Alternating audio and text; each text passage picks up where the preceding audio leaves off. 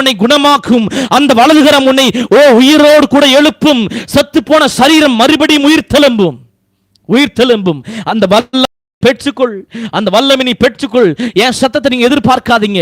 இன்னைக்கு ஆண்டவர் நோக்கி கூப்பிடுங்க. இந்த நான் ஜெபத்தை நான் முடிக்கும் போது என் செத்து போன சரீரம் எனக்கு உயிரோட வேணும் ஆண்டவரே. மரித்து போன என் உடல் உயிரோடு கூட வேண்டும். மரித்து போன என் பிசினஸ் இயேசுவின் நாமத்தில் உயிர் தட்டுன்னு சொல்லுங்க. இயேசு என்ன தெரியுமா பண்ணாரு?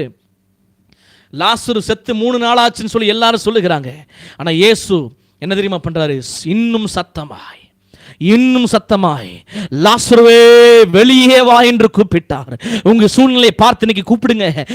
அது செத்து போயிருக்கலாம், அது முடக்கப்பட்டிருக்கலாம், அது நடக்க வாய்ப்பு இல்லாமல் இருக்கலாம், அதை நம்பக்கூடிய நிலைமை இல்லாமல் இருக்கலாம். ஆனா கர்த்தர் இந்த ராத்திரி வேளையிலே உன்னை பார்த்து ஒன்றை சொல்லுகிறார். உன் வாயை திறந்து இன்னைக்கு நீ கூப்பிடு. என்ன தெரியுமா கூப்பிடுற?